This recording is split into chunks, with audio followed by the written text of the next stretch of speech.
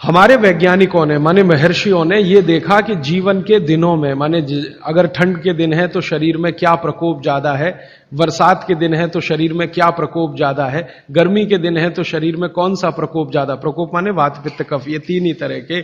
तो उनको संयमित रखने के लिए कौन सी चीजें प्रकृति ने दी हैं, तो व्यंजनों में वही चीजें डाली गई हैं। जैसे अब मैं आपको थोड़ा और स्पष्ट करता हूं, यह बात अमूर्त है लेकिन अब थोड़ी मूर्त करता हूं। सर्दी के दिनों में जितने भी त्योहार आप मनाते हैं या जितने भी त्योहारों में आप अपने जीवन को लगाते हैं, ये सब त्योहारों में आप देखो भोजन ज्यादा से ज्यादा आपके हिसाब से गरिष्ठ होता है। प्रिपरेशन कुछ इस तरह के होते हैं, जैसे आप तिल खा रहे हैं, सर्दी के दिनों में भरपूर तिल खाया जाता है और तिल के तरह तरह के व्यंजन बनाए जाते हैं। अगर आप गुजरात में रहते हैं तो अड़दिया खाया जाता है, अड़दिया।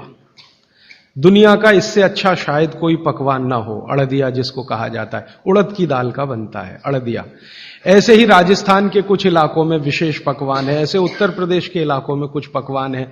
लेकिन अगर महसूस करें तो ये सब भारी हैं, भारी गुरुत्व है इसमें। बागभट्ट जी ने एक शब्द इस्तेमाल किया, गुरुत्व वाले पदार्थ, माने भारी हैं, आसानी से नहीं पचते, धीरे धीरे पचते।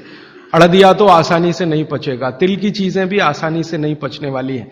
लेकिन जिन दिनों में हम ये खा रहे हैं उन दिनों में शरीर के लिए यही अच्छा है कि कोई चीज आसानी से ना पचे, धीरे धीरे पचे, देर में पचे। क्यों? अब ये ठंडी के दिन होते हैं तो ठंडी के दिनों में शरीर में पित्त जो है ना थोड़ा कम होता है, पित्त थोड़ा कम होगा, वात ज्यादा बढ़ा हुआ रहेगा और कफ सबसे ज्यादा बढ़ा हुआ रहेगा ठंड के दिनों में। अब कफ सबसे ज्यादा बढ़ा हुआ है तो कफ का असर हमारी जठर अग्नि पर है। अब कफ का असर जठर अग्नि पर है तो जठर अग्नि भी थोड़ी कम रहती है, थोड़ी, जो गर्मियों के दिनों में वो भड़कती है उतनी नहीं होती। तो अगर आपकी जठर अग्नि कुछ कम है, कफ के प्रभाव में है, तो आप भोजन भी ऐसे खाइए जो तुरंत पचने वाले नहीं है, धीरे धीरे पचने वाले हैं, ताकि जठर अग्नि उसके साथ मेल कर ले अपनी गति का। ऐसे समझ लो जठर की गति कम होती है तो खाया जाने वाला खाना भी कम गति से पचने वाला हो तो बहुत अच्छा है। तो सोच समझकर यह तय किया गया कि सर्दी के दिनों में तिल खाना है, सर्दी के दिनों में मूंगफली खानी है, सर्दी के दिनों में गुड़ खाना है, सर्दी के दिनों में घी सबसे ज्यादा खाया जाता है। और आपने अक्सर वैद्यों से सुना होगा सेहत बनानी है तो यही दिन सबसे अच्छे हैं, माने खूब अच्छा अच्छा खाओ। और भगवान का दिया हुआ भी इन महीनों में भरपूर होता है। तिल भी इन्हीं महीनों में आते हैं, मूंगफली भी नई इन्हीं महीनों में आती है, चने भी इन महीनों में नए आते हैं। तो अच्छा खाना खाने का समय यही माना जाता है सर्दियों का। और अच्छा खाना वो जो गुरुत्व वाला है, गुरुत्व वाला वो जो थोड़ा धीरे धीरे धीरे धीरे पचता है।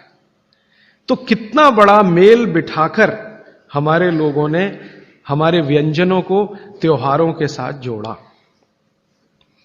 गर्मी के दिनों में उल्टा होता है, गर्मी के दिनों में आपका पित्त भड़कता है, माने अग्नि तीव्र है, तो आप ऐसा खाना खाओ जो जल्दी हजम हो जाए। बारिश के दिनों में सम रहता है, पित्त जो है बहुत ही कम होता है, तो बारिश के दिनों में यह कहा जाता है कि भैया सबसे हल्का खाना खाओ बारिश के दिनों में, क्योंकि पित्त उस समय सबसे कम है। और कई बार तो कहते हैं जी एक ही बार खा लो तो अच्छा है बारिश के दिनों में।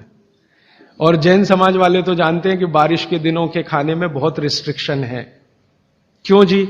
ऐसा खाना तो आप खा ही नहीं सकते जिसमें पानी बहुत हो, क्योंकि शरीर में ही पानी बहुत होता है उस समय, प्रकृति के हिसाब से शरीर चलता है।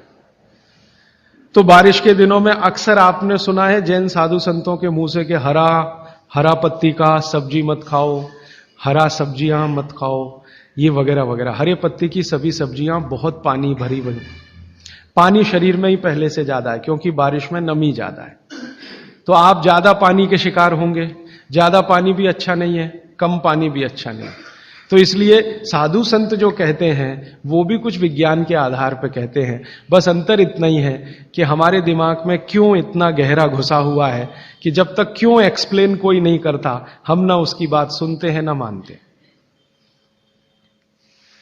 तो अपने देश में बागभट्ट जी के अनुसार वात की चिकित्सा जिंदगी भर अच्छी रहे आपकी, तो तेल शुद्ध खाइए, ये एक सूत्र। अब